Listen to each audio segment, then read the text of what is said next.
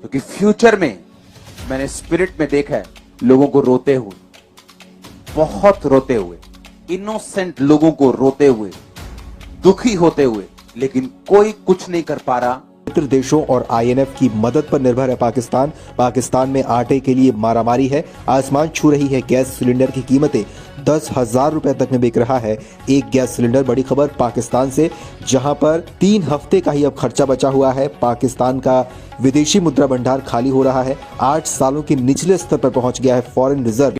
जब मैंने आपको यह बोला था कि पंजाब में लोग अन्न लेने के लिए लाइंस में होंगे, किसी ने बिलीव नहीं किया था। कहते पंजाब में जहां अन्न उगता है, जहां का अन्न दुनिया को खिलाता है, वहां के लोग कैसे लाइन में खड़े हो सकते हैं? जो आने वाले अगले 10 साल हैं वर्ल्ड के लिए, चाहे वो दुनिया की बेस्ट कंट्री हो, परमेश्वर मुझे दिखा रहा है फूड की शॉर्टेज, बेस्ट कंट्रीज में भी आपको प्रार्थना करनी है अपने हाथों को उठा के। एक भी वर्ड ऐसा नहीं है जो आपको पहले से बताया नहीं गया। आपका नाम फेसबुक पे लिखा है, आपके बच्चे कितने हैं वो भी लिखा है, लेकिन जो चीजें मैं आपको बता रहा हूं ये किसी पे नहीं लिखा।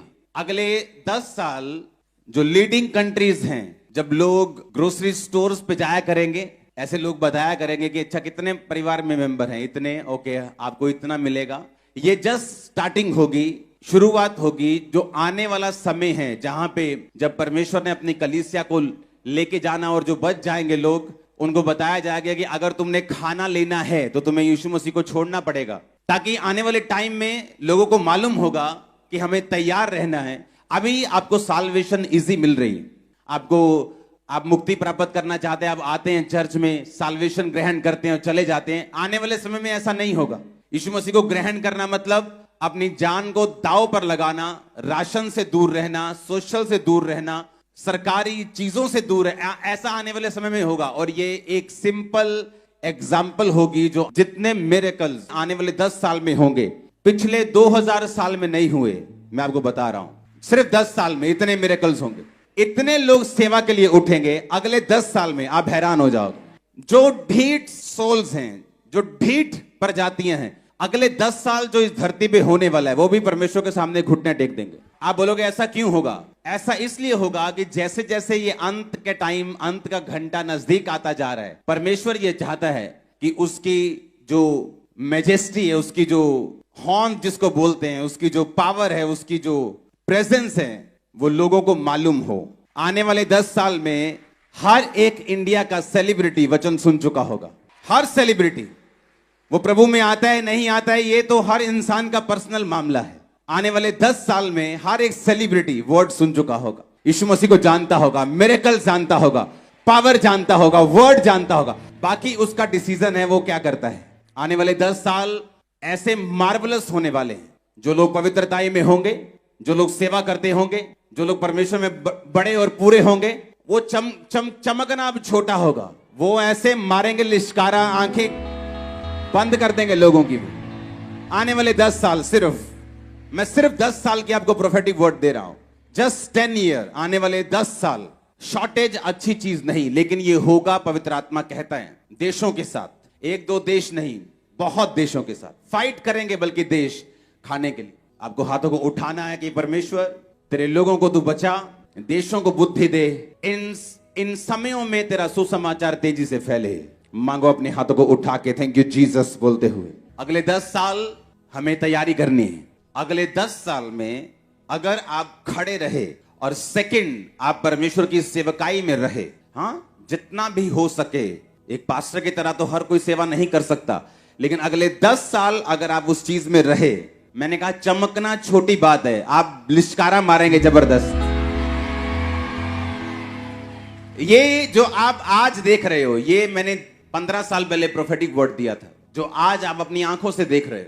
अगर आज आप यहां बैठे हो तो लाखों लोग टीवी पे बैठे मुझे देखने के लिए। मैंने कहा था कि लोग टीवी पर मीटिंग को अटेंड करें, तब पता नहीं था कैसे होगा, इंटरनेट नहीं था, तब विश्वास की प्रोफेसी नहीं थी कि आने वाले समय में ऐसा होगा, तो मैं विश्वास से एक प्रोफेसी करूं। वो एक रियल प्रोफेटिक वर्ड था, बिना टेक्नोलॉजी का सहारा लिए मालूम हुए कि क्या होगा। आने वाले 10 साल में अगर आपने अपने आप को और अपने परिवार को, अपनी लाइफ को, अपने फाइनेंस को डेडिकेट कर दिया परमेश्वर के लिए, इम्पॉसिबल होगा आपको हराना, आपका टूटना। आपका गिरना झड़ना। अभी लोग आपके साथ अपनी लाइफ को मैं आपको प्रोफेटिक मैसेज दे रहा हूं आज। अभी तो लोग, अन्य जाति लोग आपके साथ अपनी लाइफ को कंपेयर करते हैं, बोलते हैं अच्छा आपके पास तो ये, अच्छा हाँ हमारे पास भी है। पर आने वाले समय में आपकी ब्लेसिंग्स कंपेयर नहीं होंगी उनसे। मैं आपको सच कह रहा हूं, वो ब्लेसिंग जो मूसा ने अजगर बनाया लाठी को, कहते हम भी बना सकते हैं, उन्होंने भी बना दिया। मूसा का अजगर उनके अजगर को खा गया। उन्होंने कहा मूसा ने कहा पानी को लहू बना सकता हूं, बना दिया, उन्होंने भी बना दिया। लेकिन एक टाइम आया जब वो मूसा को कॉपी नहीं कर सकते। कहते ये तो परमेश्वर के हाथ का काम है, इसे हम कॉपी नहीं कर सकते। वो टाइम आपकी लाइफ में आ रहा है। आने वाले 10 सालों में शैतान अपने जो वेपन्स हैं उनको बढ़ाएगा, उसके हथियारों को वो बढ़ाएगा। जिन चीजों में कभी लोग बिगड़े नहीं, उनमें भी बिगड़ते हुए आपको बच्चे नजर आएंगे। नए नए ड्रग्स, नए नए नशे, नई नई चीजें, नए नए सिस्टम, व्यभिचार एक अलग मोड में, एक अलग लेवल पे आपको नजर आएगा। लेकिन ये अगले 10 साल अगर आपने डेडिकेट कर दिए, अगले 10 साल अगर आपने अपना ध्यान परमेश्वर की ओर रख लिया, अगले 10 साल अगर आपने परमेश्वर को पूरा डेडिकेट कर दिए, दैट्स इट। वो आपके 10 साल आपके वंशों तक नजर आएंगे, वंशों तक, जनरेशंस तक। आप चाहते हैं मैं आपको प्रोफेटिक मैसेज दूं, आप चाहते हैं कि परमेश्वर की आवाज को हम सुने और समझें। आपको जस्ट वो करना है जो बाइबल कहती है। अगर बाइबल कहती है कि तू अगर मेरी सेवा करेगा तो मेरा पिता तेरा आदर करेगा, तो सेवा किसके लिए? क्या परमेश्वर लालची है सेवा का? क्या वो हमारे लिए है? इसको मैं वचन से साबित करूंगा। एस्तर की पुस्तक 4 बाब उसकी 1 से 16 आयत। उसमें लिखा, जब मोर्दके ने जान लिया कि क्या क्या किया गया है, तब मोर्दके वस्त्र फाड़ टाट पहन राख डाल नगर के मध्य जाकर ऊंचे और दुख भरे शब्द से चिल्लाने लगा।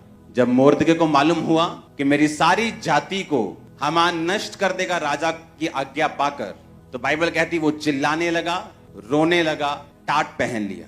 अब हम पढ़ेंगे 5 आयत में लिखा, तब एस्तर ने राजा के खोजों में से एक को, जिसे राजा ने उसके पास रहने को ठहराया था, बुलाकर आज्ञा दी कि मोर्दके के पास जाकर मालूम करे कि क्या बात है। हमें मालूम है कि राजा ने उस चिट्ठी पर अपनी मोहर लगा दी कि जाके सारे यहूदियों को, जितने भी इस देश में यहूदी हैं, सबको खत्म कर दिया जाए।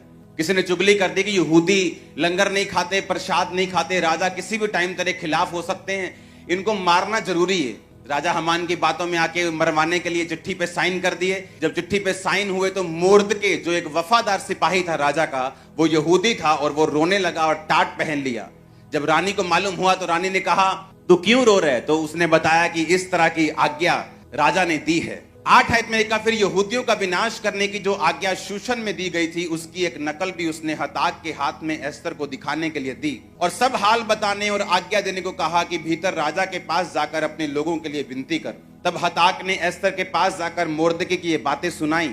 अब आगे बढ़ेंगे 11 आयत को। राजा के सब कर्मचारियों वरन राजा के प्रांतों के सब लोगों को मालूम है, क्या पुरुष क्या स्त्री कोई भी क्यों ना हो, जो बिना आज्ञा भीतरी आंगन में राजा के पास जाएगा, उसके मार डालने की आज्ञा है। केवल जिसकी ओर राजा सोने का राजदंड बढ़ाए वही बचता है। और 30 दिन से 1 महीने से मैं राजा के पास नहीं बुलाई गई। एस्तर की ये बातें मोर्दके को सुनाई गई।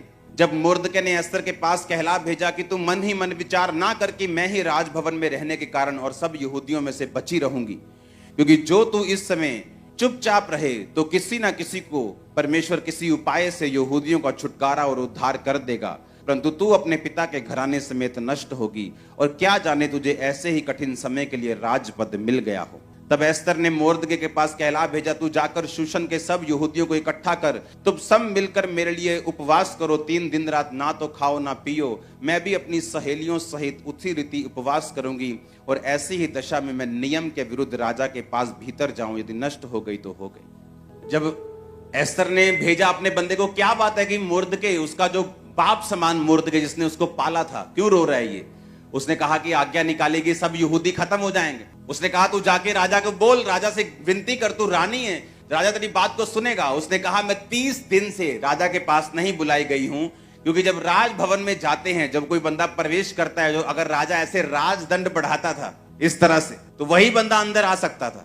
अगर राजा की मर्जी बिना तुम अंदर गए तो जो सिपाही थे वो तुम्हारा खून कर देते थे। उसने कहा मैं 1 महीने से बुलाई नहीं गई हूं, इसलिए मैं नहीं जा सकती अंदर। उसने कहा अगर तू अंदर नहीं जाएगी तो परमेश्वर तो अपनी जाति को किसी ना किसी उपाय से बचा ही लेगा, पर तू अपने घराने समेत नाश होगी। और क्या जाने परमेश्वर ने तुझे इसी दिन के लिए ही बचाया था और तुझे अंदर भेजा था। अगर हम सेवा नहीं करेंगे तो जिन रूहों को परमेश्वर ने बचाना है वो किसी ना किसी रीति से तो उनको बचा लेगा, लेकिन बाइबल कहती है कि तू अपने घराने समेत क्या होगी, नष्ट हो जाएगी। और क्या जाने परमेश्वर ने इसी काम के लिए तुझको पैदा किया, तैयार किया, तेरी प्रिपरेशन की, तेरी तैयारी की, ताकि जब ऐसा समय आए तो अपने लोगों के लिए खड़ी हो सके। जब परमेश्वर आपको कुछ करने के लिए कहता है, वो ये नहीं कि आपसे कुछ चाहता है, वो पैसा, वो ताकत, वो टाइम, वो सेवा, बाइबल कहती है वो सब कुछ आप लोगों के लिए है। अगर आज से 17 साल पहले मैंने टाइथ देने का फैसला किया, टाइथ एक हुक्म नहीं है, हुक्म से पहले वो एक कवनेंट है, वो एक वाचा है। आज मैं अगर ब्लेस हूं तो उसी वजह से हूं। उसने कहा कि अगर तू सेवा नहीं करेगी, अगर तू लोगों को नहीं बचाएगी तो परमेश्वर किसी ना किसी उपाय से लोगों को बचा लेगा, क्योंकि उसी यहूदियों में यीशु मसीह का वंश था। तो परमेश्वर तो अपने वंश को बचा लेगा ताकि यीशु मसीह का वंश नाश ना हो और आने वाले समय में लोग बचाए जाएं, पर तू अपने घराने समेत क्या होगी, नाश होगी। जब परमेश्वर हमें कुछ करने के लिए कहता है, वो सेवा हो सकती है, वो किसी भी तरह का काम हो सकता है, उसके जरिए एक्चुअल में परमेश्वर हमें ब्लेस करना चाहता है और अपने हमारे घराने को वो आशीषित करना चाहता है। उसने कहा तू अपने पिता के घराने समेत नाश होगी, तेरा पूरा घराना नाश होगा, लेकिन लोग नाश नहीं होंगे। उसने कहा अगर तू बचाई जाना चाहती है, अगर तू चाहती है कि तू बचाई जाए, तेरा घराना बचाया जाए, तो उस समय राजा के पास जा और विनती कर। जब उसने सेवा करने के लिए उसको बोला तो उसने क्या कहा कि आगे बहुत दिक्कतें हैं, मैं राजा के पास बुलाई नहीं गई हूं, मेरी लाइफ का रिस्क है सेवा करने में। तो परमेश्वर ने कहा जो कुछ तू मेरे लिए खोएगा वो कुछ तू पाएगा, जो कुछ तू मेरे लिए छोड़ देगा वो तू पाएगा। अगर तू डर कर मुझे छोड़ देगा तो वो चीजें तू गवा देगा जो तू पाना चाहता है। मैंने आपको स्टोरी बताई थी ऐसे व्यक्ति की जो मेरी लाइफ में था और उसने यीशु मसीह के लिए पहले सब कुछ छोड़ा, फिर बाद में बैकस्लाइड हो गया, फिर यीशु मसीह को छोड़ के सब कुछ पा लिया और आज सब कुछ गवा दिया, माता पिता समेत। अगर परमेश्वर हमें कुछ करने के लिए कहता है तो एक्चुअल में वो हमें सेव कर रहा है, हमें बचा रहे हैं, आपके परिवार को सेव कर रहा है, आपके परिवार को बचा रहा है। उसने कहा मेरी लाइफ को रिस्क है, मैं तो राजा के पास 30 दिन से बुलाई, राजा ने तो मुझे याद भी नहीं किया पिछले 30 दिन से, अगर नियम के खिलाफ जाऊंगी तो मुझे मार देगा राजा। जब आप सेवा करने लगते हैं आपको रुकावटें आती हैं, आप जब परमेश्वर में चलने लगते हैं आपको मुश्किलें आती हैं, थ्रेटनिंग आती हैं, आपको छोड़ने की धमकियां आती, आपको मरने की धमकियां आती, आपको डूबने की धमकियां आती आपको।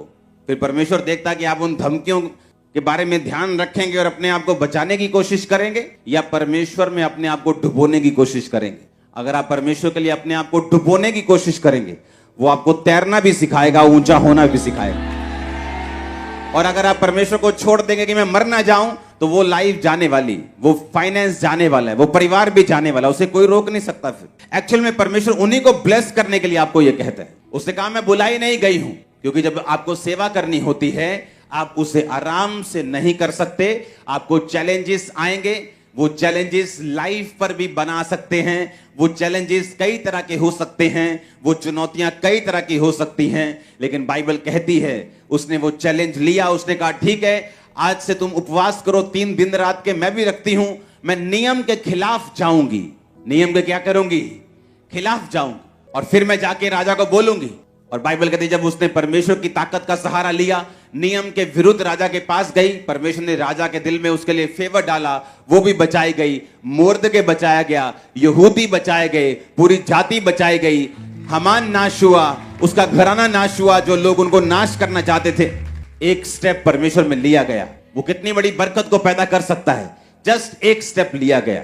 परमेश्वर ने कहा यहोशू मैं तुझे वो देश जो तेरे सामने है, जो मैंने वायदा किया था अब्राहम से, अपने लोगों से, मूसा से, इस्राएलियों से कि मैं वो देश तुम्हें दूंगा, पर ऐसा कर व्यवस्था की ये पुस्तक तेरे मन से कभी भी उतरने ना पाए, इसको अपने मन में रखना, ना तो दाहिने मुड़ना ना तो बाहिने मुड़ना। आप जानते हैं इस्राएलियों की जो सफलता थी वो यहोशू के व्यक्तिगत संबंध के ऊपर जो उसका परमेश्वर के साथ था उस पर निर्भर करती थी। कितनी गहरी बात है। इस्राएलियों की सफलता यहोशू की पर्सनल लाइफ जो उसकी परमेश्वर के साथ थी उस पर निर्भर करती थी। और लोग बोलते किसी भी चर्च में चले जाओ कोई फर्क नहीं। परमेश्वर ने कहा यहोशू, ये लोग जो मेरे हैं मैं उनको कनान में लेके जाऊंगा जहां दूध और शहद की नदियां बहती हैं, पर तू अपने व्यक्तिगत संबंध जो मेरे साथ हैं उन्हें मजबूत कर ले। और तू मेरे साथ अपने संबंध को मजबूत कर, ना तो दाहिने मुड़ना ना बाहिने मुड़ना। और व्यवस्था की ये पुस्तक तेरे मन से कभी उतरे ना, इसको पूरा करना। तेरा मन कच्चा ना हो, हियाव बांधकर दृढ़ हो जा। और तू उस देश का अधिकारी जो मैंने इनसे वायदा किया तू इनको कर देगा, पर तेरे पर्सनल रिलेशनशिप मेरे साथ होने चाहिए। जब आपका पर्सनल रिलेशन परमेश्वर के साथ है उसका असर आपके परिवार पे होगा, उसका असर आपके फाइनेंस पे होगा, उसका असर आपके रिलेटिव्स पे होगा, आपके मोहल्ले पे होगा, आपके नगर पे होगा। आपको मालूम है कि नहीं? जब आपका रिलेशन परमेश्वर के साथ है उसका असर सब जगह होगा। परमेश्वर ने कहा यहोशू, जो पर्सनल रिलेशन तेरा मेरे साथ है, तू इधर नहीं होगा उधर नहीं होगा, और मैं इस्राएलियों को वही देश दूंगा जो मैंने उनसे वायदा किया है। तू इनकी अगुवाई कर, जैसा मैं मूसा के संग था वैसा मैं तेरे संग रहूंगा। उनकी सफलता इस्राएलियों की यहोशू के व्यक्तिगत संबंध जो उसके परमेश्वर के साथ होने थे उस पर निर्भर करती थी। जितना रास्ता सीधा होगा उतना हम ही सीधा चलेंगे, और जितना हम टेढ़ा मेढ़ा रखेंगे उतना हम ही झुटकोले खाएंगे। परमेश्वर ने कहा तू उस देश का अधिकारी इनको कर देगा, पर मैं तुझसे कहता हूं व्यवस्था की पुस्तक से ना दाहिने मुड़ना ना बाहिने मुड़ना। दिन रात अपना ध्यान इन्हीं पे लगाए रखना। जब आप टेस्टिमनीज को देखते हैं, बड़ी बड़ी टेस्टिमनीज को हम देखते हैं, मुझे आज भी याद है छत्तीसगढ़ क्रूसेड पे जब हम गए तो उस समय जब मैं और मेरी वाइफ हम रूम में हम प्रेयर कर रहे थे और मैं खिड़की के पास बैठा था, और मैं सुबह का बैठा और शाम तक ऐसे ही बैठे रहा। वो देख रही है यार ये बंदा उठता ही नहीं प्रेयर।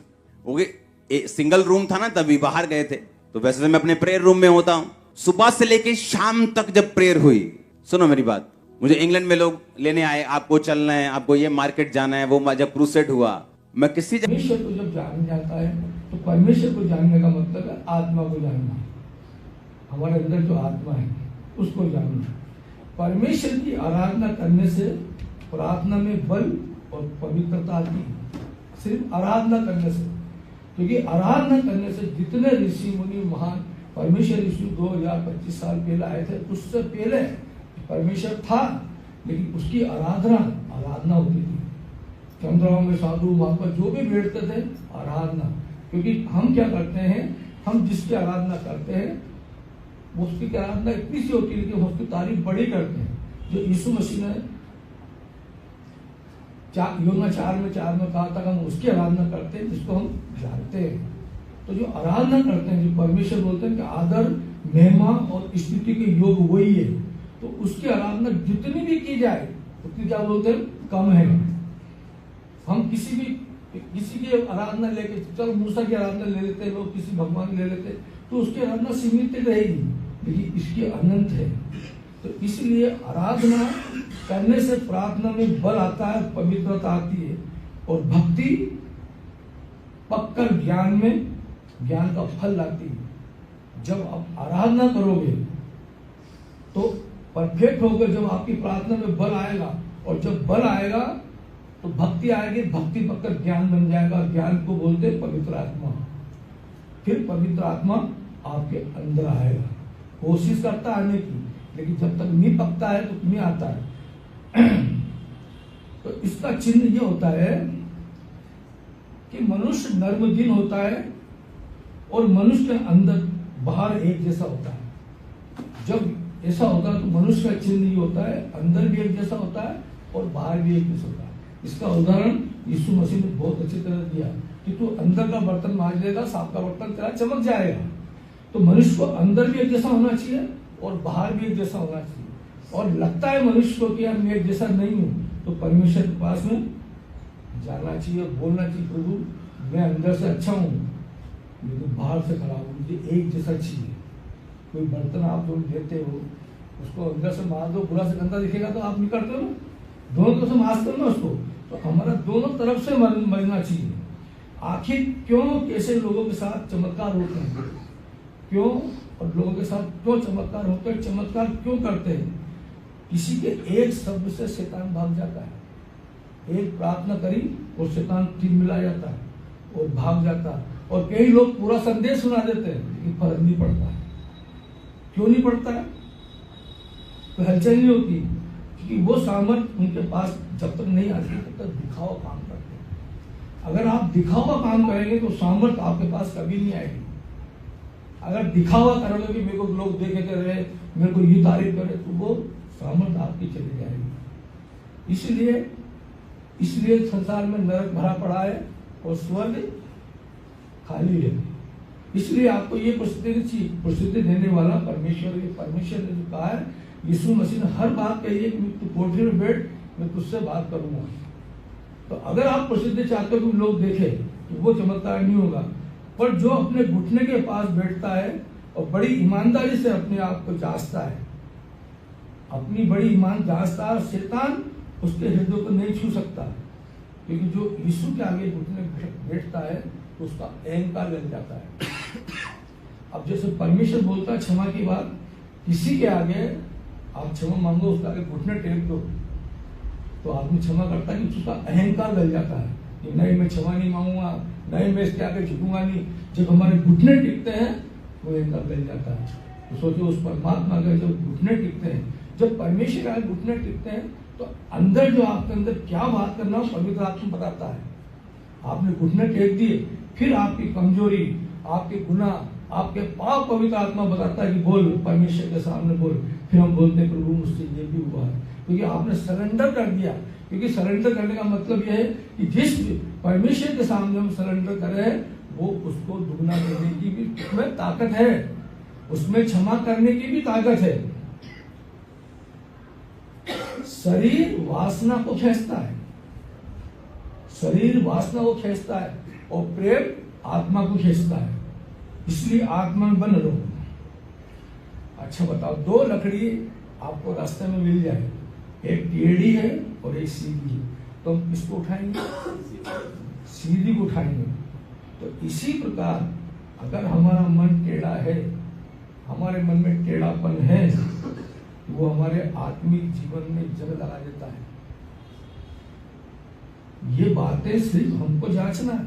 हमारे मन में टेढ़ापन है तो हमारे आत्मिक जीवन को जंग लगाया जाता है। जब लोहे में जंग लगता है ना, तो लोहा कभी टूटता है, खीर खीर के निकलता है जंग। इसलिए हमारी आत्मा में जंग नहीं लगना चाहिए। इसलिए हमारे मन में कभी जंग नहीं लगना चाहिए। मैं विश्वास ये करता हूं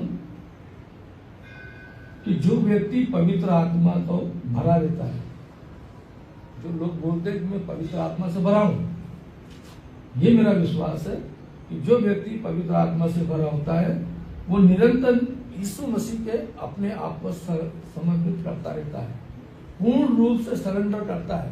जो आदमी पवित्र आत्मा से भरा रहता है, ये मेरा खुद का अनुभव है, ये मेरा ज्ञान है, ये मेरा विश्वास है। और वो उसे उसके वरदानों को सरलता से पा लेता है। जो पवित्र आत्मा में भरा रहता है वो यीशु मसीह में समर्पण होता है। क्यों रहता है? क्योंकि उसको डर रहता है, उसको भय रहता है कि अब मेरे से आज गुनाह तो नहीं हो गया, या मेरे से आज पाप तो नहीं हो गया। इसीलिए वो परमेश्वर आगे बोल देता है, क्योंकि इसीलिए वो परमेश्वर के वरदानों को सरलता से पा लेता है और जीवन के अंदर वो अपने आनंद को करता है। अब निकालने अपन मेन वचन में चलेंगे। पहला अय्यूब, हालेलुया।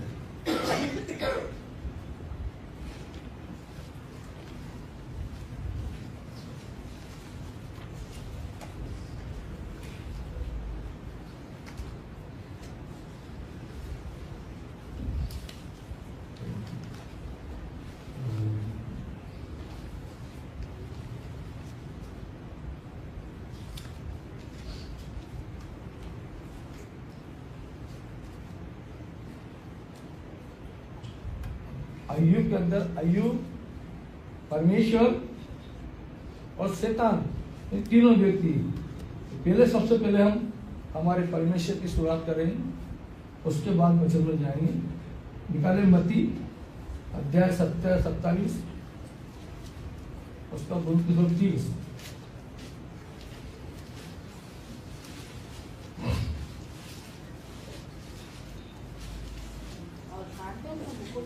उसके सिर पर रखा और उसके दाहिने हाथ में सरकंडा दिया और उसके में टेककर उसे टट्टों में उड़ाने लगी और कहा, हे यहूदियों के राजा नमस्कार, और उस पर थूका और वही सरफंडा लेकर उसके सिर पर मारने लगे।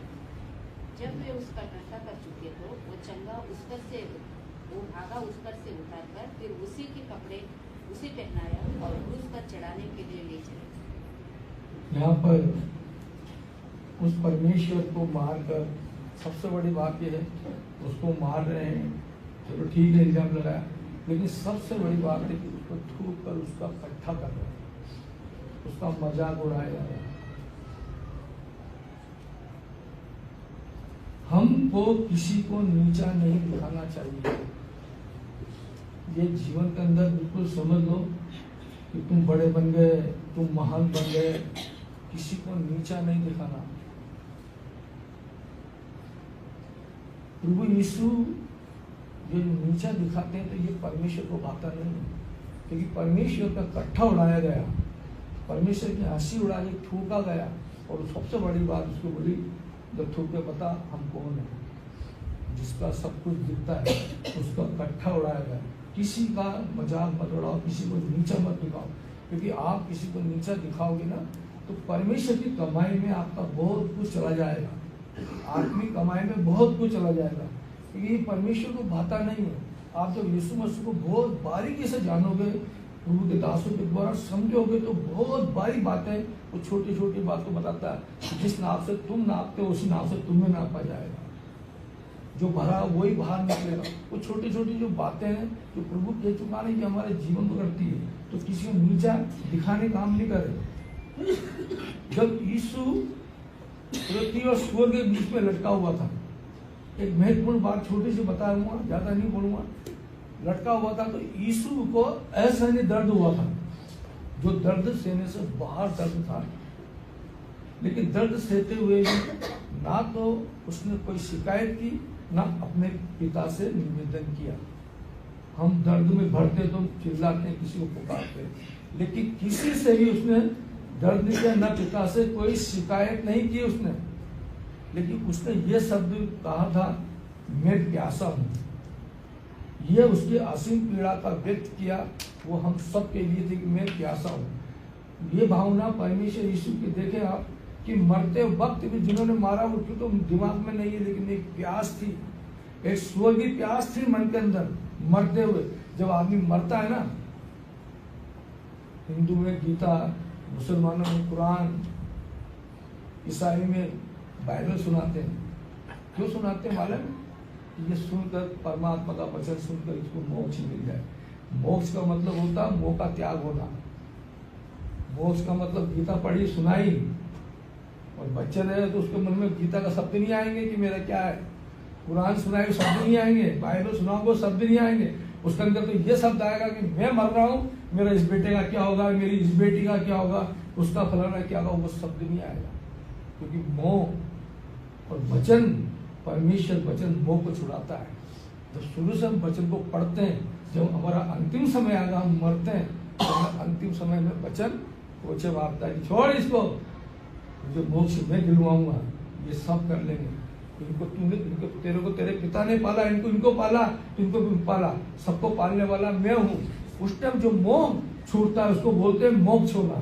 तो हम क्यों आते हैं मालूम है? दिखा रहे हैं कि जो बोलते हैं ना, अंतिम जो अच्छा होता है वो सबसे अच्छा होता है, सबसे बढ़िया। हमारा बुढ़ापा, बचपन निकल जाए, जवानी निकल जाए, लेकिन बुढ़ापे के अंदर परमेश्वर के अंतिम समय में हमें मोक्ष मिल जाए, इसी के लिए हम बैठे हैं इतने। तो कम क्यों बैठे हैं? क्या के लिए बैठे हो आप? उसी के लिए बैठे हैं, क्योंकि नर्क का जीवन बहुत बुरा होता है ना, इसीलिए बैठे हैं। लेकिन अंत में जिसका मोह खत्म होता है वो वचन से खत्म होता है। क्योंकि जब परमेश्वर को जो मरते हैं ना, तो उसकी इंद्रियां जो बंद हो जाती है, जो 5 इंद्रियां सब बंद हो जाती है, तो उसको दिखता है, उसको समझ में आता है उसे कौन लेने वाला है। इसका उदाहरण सीधा एलिया का है। कौन सा लेना आया था उसको पार? एलिया को लेने कौन आया था? एलिशा को, एलिया को बड़ा रथ लेना आया था ना उसको। ये इसका प्रमाण है कि उसको लेने बड़ा रथ आया था। तो हमको भी लेने के लिए आता है। ये बाइबल लिखा है कि तुम्हारे कीड़े के समान तुम्हारे अंदर कीड़े काटेंगे। जब हम मरते हैं ना, तो चादर आती है, जो परमेश्वर में जाते हैं उसके लिए सुंदर चादर, स्वर्गदूत का सम्मान, और जो होते हैं जो पाप करते हैं वही बिच्छू और चुप चादर ओढ़ी जाती है। इसीलिए हमको मरने का ये है कि जब हम मरें इस वचन को याद रखें कि परमेश्वर का वचन सच्चा, हमें मोह छोड़ना है। यदि क्योंकि अगर आपके बेटे की चिंता कर लोगे, बहू की चिंता करोगे, पोतों की चिंता करोगे, तो आप कर क्या लोगे? कुछ भी नहीं कर सकते आप। इसीलिए वो अंत के समय में हमें जब मोह खत्म हो जाता है उसको मोक्ष मिलता है, तो अंतिम समय में हमारा परमेश्वर को हमें याद दिलाता है। तो उसके पीछे वो दर्द से, पीड़ा से इतना पीड़ित था कि उसे स्वर्ग की प्यास के लिए इच्छुक था, और प्यासे लोग आत्मा के लिए था। इसलिए परमेश्वर ने जिस उद्देश्य से हमारे शरीर में आत्मा डाली कि मेरे लोग आत्मा सच्चाई से चले, और सच्चाई से चले, ये यीशु मसीह की प्यास थी कि मेरे लोग आत्मा सच्चाई चले तो मेरी प्यास बुझेगी। अगर यहाँ से चर्च में आने बाद में कितने लोग नर्क चले गए तो क्या प्यास बुझेगी उसकी? अधूरा है वो। एक बाप की अगर 2 बेटे बिगड़ जाए उसकी, और एक बेटा बिक जाए तो उसकी आत्मा को संतुष्ट मिलेगा क्या? नहीं मिलेगा। बाप तो ये चाहता है कि मेरा हर बेटा संतुष्ट हो। कभी कभी आपको ये आश्चर्य होता कि प्रभु यीशु क्रूस पे सिर्फ 6 घंटे में मर गए थे। सिर्फ 6 घंटे में मर गए थे वो, और 6 घंटे में जब मर गए थे इतनी जल्दी कैसे मर गया वो आदमी? जबकि डाकू अपराधी 3 दिन तक पीड़ा सहने के बाद मरा। वो 2 डाकू 3 दिन की पीड़ा सहने के बाद मरा है, और यीशु मसीह 6 घंटे में मर गया। तो यीशु के इतनी जल्दी मरने का कारण अब अपन याद करें, सब बाइबल पढ़ते हैं, परमेश्वर सुनाते हैं। जब यीशु मसीह को पकड़ा गया था, शुरुआत तो यीशु मसीह को उसी दिन से हुई थी ना, खींच के ले जाना, मारना, कोड़ों की मार, खतरनाक मार, कांटों का झेल लगा, ताज रख दिया, हाथ पैरों को छेद दिया। इन सारी पीड़ाओं करने के बाद में जेल काटा लगा दिया। अब इतना सहने के बाद में फिर क्रूस पे लेकर गया, तो इतना सहने के बाद उसने कौन सा रूप धारण किया था? मनुष्य। थक गया, वो टूट गया, हमारे पापों से टूट गया, चलता रहा, और उसने अपने प्राण दिए। लेकिन अपने प्राण देने के लिए उसने अपना ही समय चुना, अपना ही समय चुना। यीशु अपने प्राण त्यागने का निश्चित समय खुद ने किया। यीशु अपनी आंखों से ये सब देख रहा था कि हमारे पाप और गुनाह, इसलिए यीशु चुप रहा। बोलते नहीं यीशु को तो मारा, चुप क्यों रहा? क्योंकि वो उसका एक एक शब्द बोलना हमारे गुनाहों के अंदर फंसना, इसलिए वो चुप रहा। लोग कहते हैं ना, आप हम घर में नहीं कहते हैं क्या कि बेटा चुपचाप रहे, सहता रहे, प्रभु अच्छा करेगा। तो यीशु मसीह ने सब कुछ हमारे लिए सहा, सब कुछ हमारे लिए सहा, इसलिए कि हम चंगे भले रहें। निकाले वचन पढ़े।